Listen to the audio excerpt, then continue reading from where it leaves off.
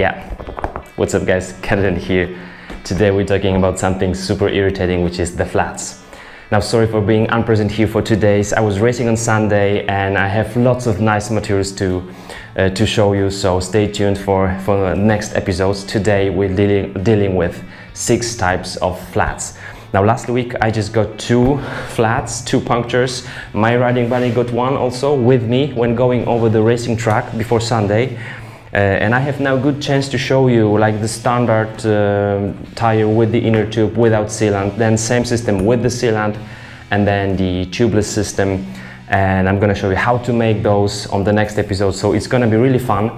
And today we're talking about the types of the flats, because when we know the reason of the flat, we have a good chance to minimize the risk of those and not getting just stuck somewhere in the middle of nowhere or losing a precious race even. So let's start with the first one, which is maybe the most common one, and that's when we find a small little hole in our inner tube. I'm gonna show you mine on the roads tube. All right.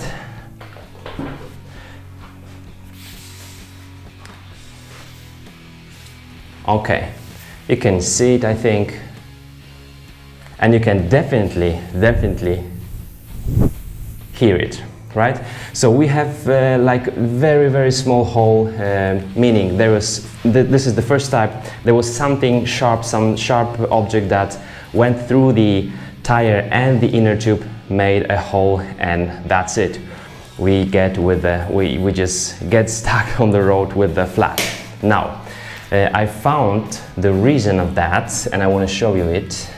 I'm hoping that you will see the one here. It's a nasty little thorn. So on my area there's lots of different trees and bushes that have these, and what those usually make, actually this one I found on my mountain bike tire. Now we were just riding on Friday, and I actually got flat on Saturday morning after a whole night, so it was like a slow leak hole. So I was happy, and my riding buddy too we were happy to just get home, and just the next morning we saw the flat on our wheels. So that's the first reason or cause of the flats. The second one will be not that often, but also not that common, but also happening still quite often, and that's the one called a snake bite. Here you can see there is no little hole but a cut here, or you can even see something coming from within the inner tube. Normally you would see 2, sometimes just one, and when you see these cuts, these are called, no wonder why they are called snake bite. That means that we were running some low pressure on our tire, and when we hit some obstacle, then the rim itself will cut our inner tube. So this one is the system with the inner tube. I'm having some sharp object on the way, and it can be like a too low pressure or also just too sharp edge and lots of speed. And when we're hitting this one, now you can see what's happening here on this edge, right? So it's the edge of the rim that goes through the inner tube and makes those cuts, this snake bite.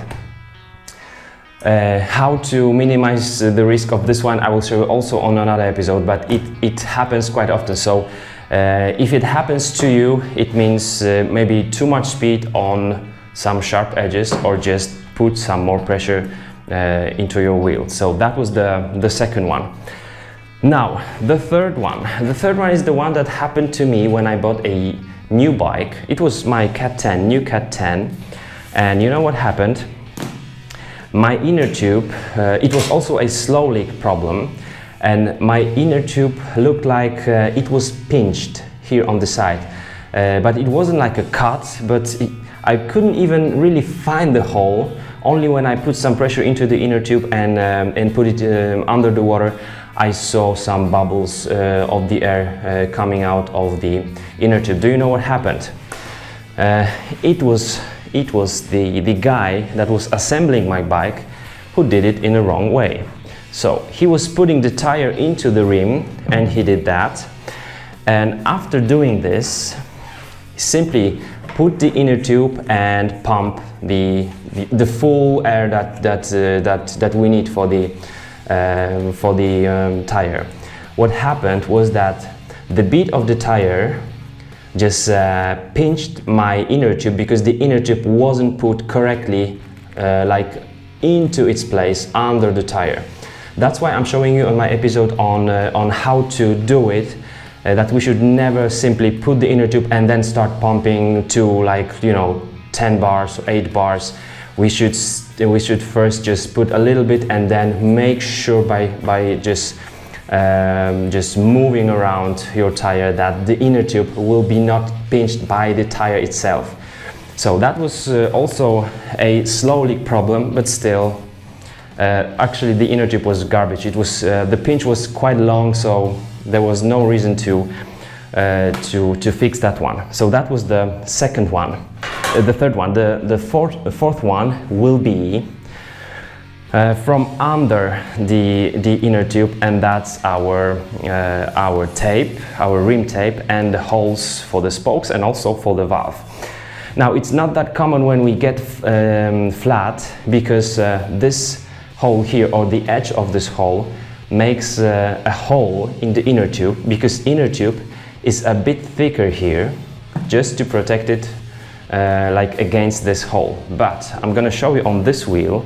This is the asymmetrical Shimano rim, so the hole on the rim isn't really like centered on the bed of the rim, but it's like more on the side. Can you see this? I hope that you see that the rim tape doesn't really cover the hole, because the hole is here on the edge. So what's happening is that when we are putting some higher pressure, this is the road bike wheel, right? So we are putting some quite high pressure. This is like, this weighs nothing. It's just way too small of a rubber, in my opinion, here. And then it gets just into that hole, and it gets pinched once more. Because remember, when we are riding, everything is moving. The tire is moving, it's pushing against the inner tube, and that's the fourth type of this problem. Now I'm going to show you how it looks like exactly. Of course, we should always remember to put our rim in the correct position, but this one is very tricky, because, all right, that's where the spoke hole is, and that's the rim tape. It's not enough. It should be wider here.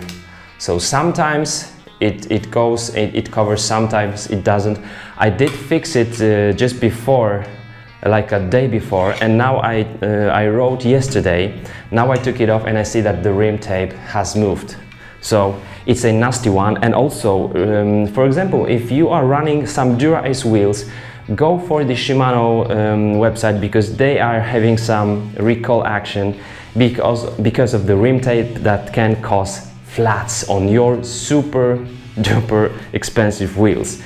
So we may not think about this one too often, but it also can happen. So we should minimize the risk of that one. I'm gonna be telling you more about it in the next episode. Now, the fifth one will be with the tubeless tires, and that's when we are running some low pressure, because tubeless system allows us for running some much lower pressure than the system with the inner tube. When we are hitting something, like with the sidewall, we are riding just hard and hitting something with the sidewall, some object can push the bead of the tire just here towards inside of the rim, and then we can lose some air. Sometimes you would see the sealant on your sidewall of the tire, and that means that you lost some of the sealant. It doesn't happen to me that often, because I'm not running so low pressure, and I'm not like the enduro racing guy. I'm more like for cross country, but it happens. Sometimes you can just lose all all the air. So that was the next one, and the last one is the most nasty one. You cannot fix it usually somewhere on the roads, and that happens when some object simply cuts through the tire. So when you have like some rock, maybe you are running between the rocks like here, and you are hitting something, some sharp edge of the rock with the sidewall of your tire, it can just make some long cut, and that's super problematic. That's why some enduro styled riders would also carry some foldable tires with them if this happens. It never happened to me, but it also can happen. So these were the main types of the punctures, of the flats that I know of. If you know and you get some other types, let me know in the comment section. And in the second and third episode, I'm going to show you how to minimize the risk of those without spending like lots of money. So it's going to be pretty much important for us. So stay tuned, and I will see you soon. Bye bye.